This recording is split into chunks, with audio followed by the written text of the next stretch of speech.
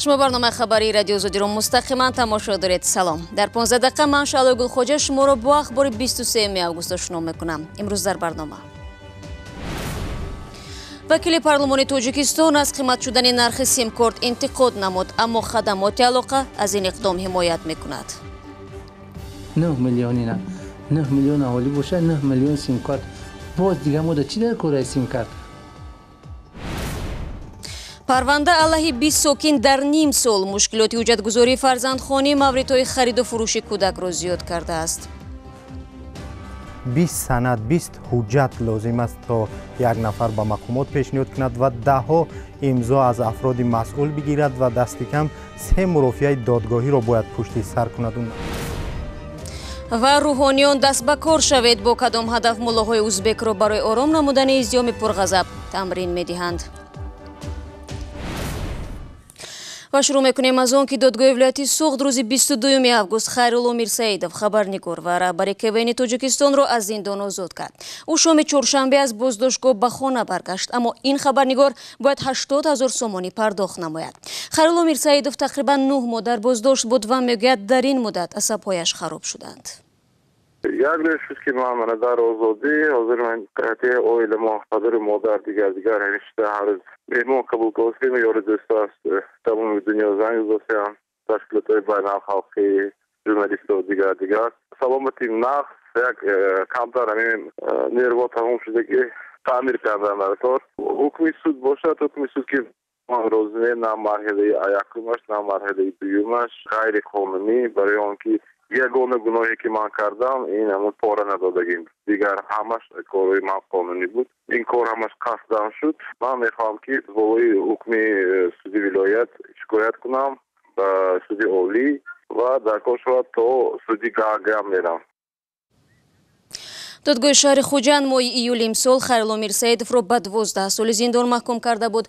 او به از خودکنی و اسرافکاری مبلغ‌های دولتی، ساخته‌کاری حجت‌ها و پخش کردن معلومات بر دروغ متهم دانسته میشد. بازداشت و محکوم به زندان شدن خیرالله میرساidov موج انتقادی سازمان‌های حقوق بشر را در پی داشت. رو می‌رویم به موضوعهای دیگر. یک وکیل پارلمانی تاجیکستان از تصمیم بالا بردن نرخ سیمکارت‌ها انتقاد کرد و گفت این کار به زیان کیسه مردم است. به قول علیم بابایف وکیل مجلس نمایندگان و وزیر پیشین نقلیات تاجیکستان، بالا بردن نرخ سیمکارت‌ها می‌تواند سطح سیمولی مردم را کاهش بدهد. من زیاد هستم چون که عموما سطح خراجات در تاجیکستان قریب 40-45% نسبت دیگر کشورها بلند است. این یک نرخ‌های اصلا نرخ‌های مناپولی نرخ‌های بازاری نیست، نرخ‌های مناپولی رقابت آزاد وجود ندارد. نگاه این نرخ‌ها بالا چقدر خواهند بالا کرده میگن مردم بیچاره میگن. ولی مقامداران خدمات علاقه تاجیکستان به این نقطه نظر وکیل مردمی موافق نیستند. در یک مصاحبه ویژه با خبرنگاری رادیو زودی مولا رجب یوسفی نماینده خدمات نصرت الله دولتов سبب بالاروی نرخ را چنین شرح داد. یکی از سببش پلن رفتن نرخ سیمکارت پلن سامان نمیخواد استفاده می‌بردن.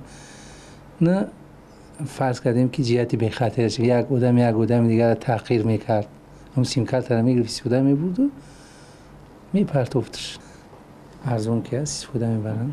خب بعد به نظر شما وقتی سیمکارت قیمت شد مردم وای نمیکنن به بازار علاقه تاثیر منفی نمیرساند که مردم مثلا در منطقه مرزی مجبور میشه سیمکارت قرقیزستان و دیگه در بگیره یا حتی از رامینگ هم خیلی ارزان شده است.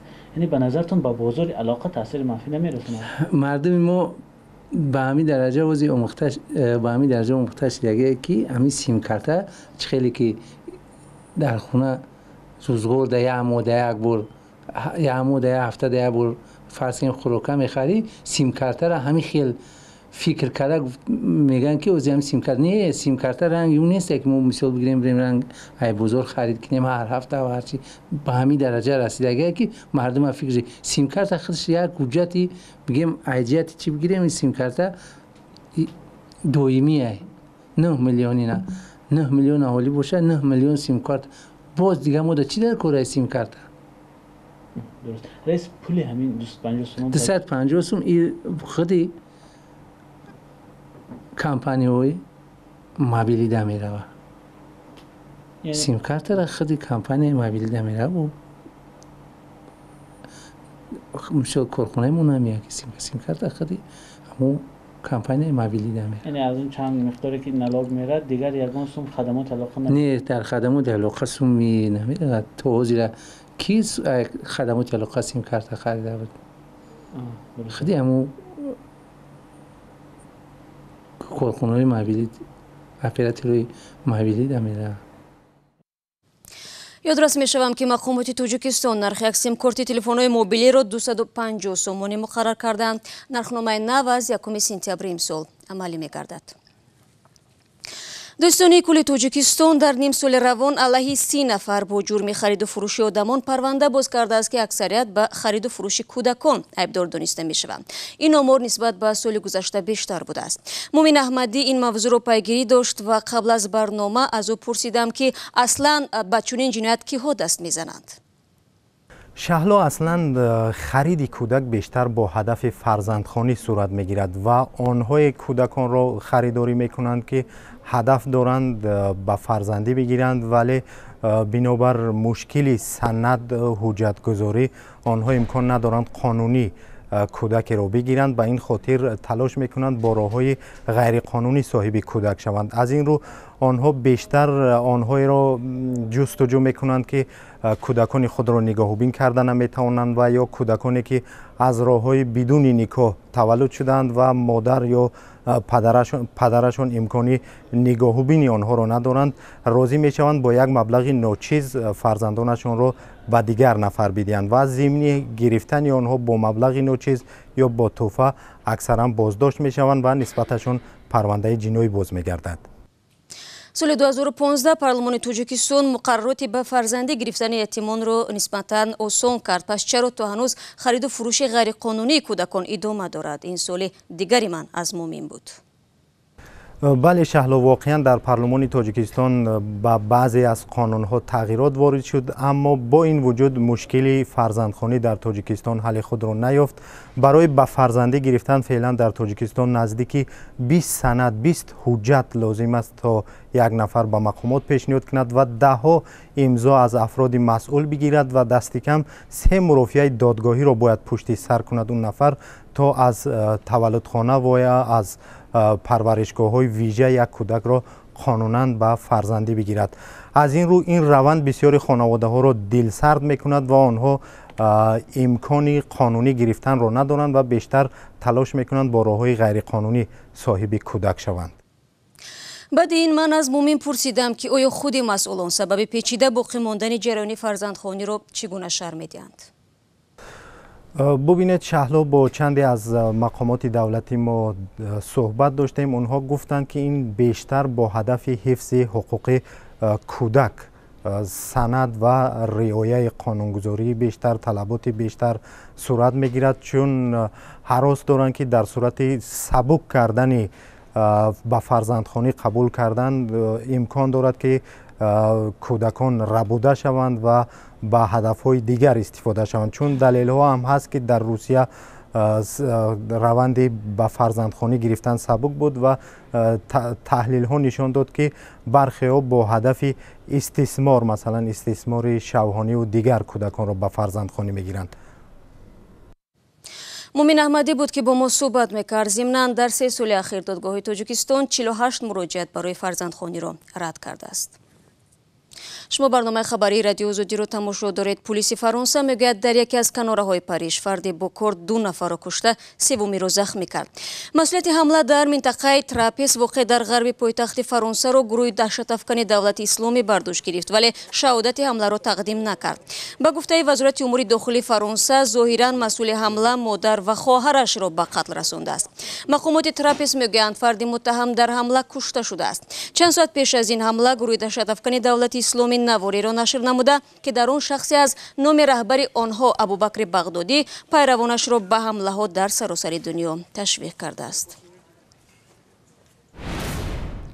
мавзӯи ҷаҳониро идома медиҳем. рӯҳониёни узбек эҳёи назму субот ва рафъи хушунатҳои дастаҷамиро тамрин мекунанд. рӯзи 12 август дар Самарқанд муллоҳои узбек ҳамроҳ бо воҳидҳои махсуси полис роҳҳои эҳёи назму суботро машқ намуданд. ҳамин гуна тамрин 20 июн ҳам баргузор шуда буд. мақомоти ӯзбекистон дар бораи сабабҳои чунин шакли тамрин чизе нагуфтанд. бори охир ӯзбекистон дар моҳи майи соли 2005 шоҳиди норомиҳои мардумӣ гашта буд. он замон дар Андиҷон нирӯҳои амниятии ӯзбек ба тарафи издиҳом оташ кушода садҳо нафарро ба қатл расонданд. дар шаҳрҳои калонтарини дунё барои интихоби нақлиёти мусофирбар ба мардум имконияти зиёд фароҳам шудааст. аксаран онҳое ки телефони ҳушманд доранд аз хадамоти таксӣ шабеҳи убер ва лифт истифода мекунанд. ахиран дар шаҳри Кобул ҳам чунин як хадамоте бо номи Бубар таксӣ фаъол шудааст. хабарнигори Садои Амрико дар ин бора гузорише таҳия кардааст ва онро дар тақдими Соҷидаи Мирзо мешунавем. дар шаҳрҳои монанди Кобул рафтан аз ҷое ба ҷое кори осон нест و تاکسی فرمایش دادن ضرور می شود. در کابل که برای تاکسی ها توقفگاهی زیاد ندارد، یک خدمات انتقال مسافران با نام بوبر تاکسی تشکیل شده است که آن را می توان توسط تلفن هوشمند فرمایش داد. لیدا نظامی یکی از اولین مشتریان این خدمات است. ما از این اپلیکیشن نوا کشیدیم. یک اپلیکیشن بسیار خوب است چون خدمات تاکسی آنلاین نداره. با استفاده از این میتونم که به زودترین فرصت فقط درخواست کنم و بخوایم از یک جا به جای دیگر برم. درخواست میکنم و امی کسی که راننده که پشت من میه به زودترین فرصت درخواست من قبول میکنم و پشت دروازه میه و هر جایی که بخوایم میبرن. فعلا شماره راننده های بوبر تاکسی زیاد نیست. با شرمال دولتزای میگوید از کار در این شبکه و استفاده ضمیمه بوبر تاکسی راضی است. آسان است میستم که برای ما هر چیز معلوم میکنه که از کوتسنگی تا دارلمان چه راسته و مثلا چه کرایه میه و در چند دقیقه ما اونجا میرسیم و سوال بسیار باسانی ما پیدا میکنیم ریکوست میکنم ما اونجا میریم و از اونجا فکر میکنیم هر جا که و میرم اونجا پس میرسونه میشه. مؤسسان ضمیمه بوبر تاکسی کاری خود را چنان تشکیل کردند که مشتری میتواند دوستان و نزدیکانش را از مسیر حرکت و وقت احتمالی رسیدن به جای درکاری آگاه کند. اگر فرض مثال ما بخوایم از یک جای به جای دیگه برم، میتونم دوستای خود در ترک لیست خود اد کنم که وا بتانن ما را ردیابی کنن که درایور ما را کجا میبره. یکی از مشکل‌های بزرگی بوبر تاکسی این است که کوچه‌های کابل نام ندارند. برای رفع این مشکلی کاربران باید مکانی جغرافی را توسط ماهواره یا خود GPS تشخیص کنند. ما از اطلاعات گوگل مپ استفاده میکنیم چون مپ نشده.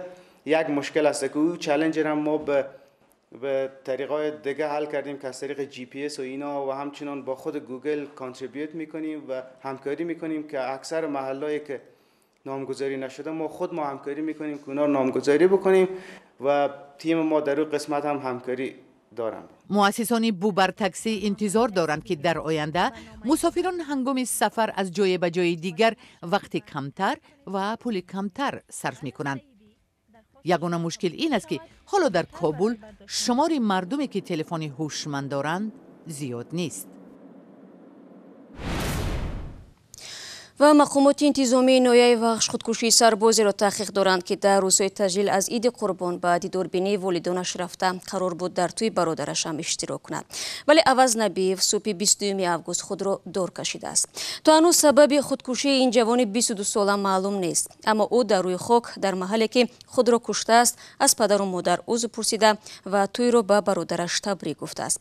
تنها چیزی که خانواده سرباز را نگران کرده است اشاره عوض نبیف بوده است. گفته است 20 август روز خوب نبود. این همان روزی است که سرباز به دیداربینی والدانش از نویای اشکوشیم به وخش آمد و هنوز روشن نیست که منظورش چی بود.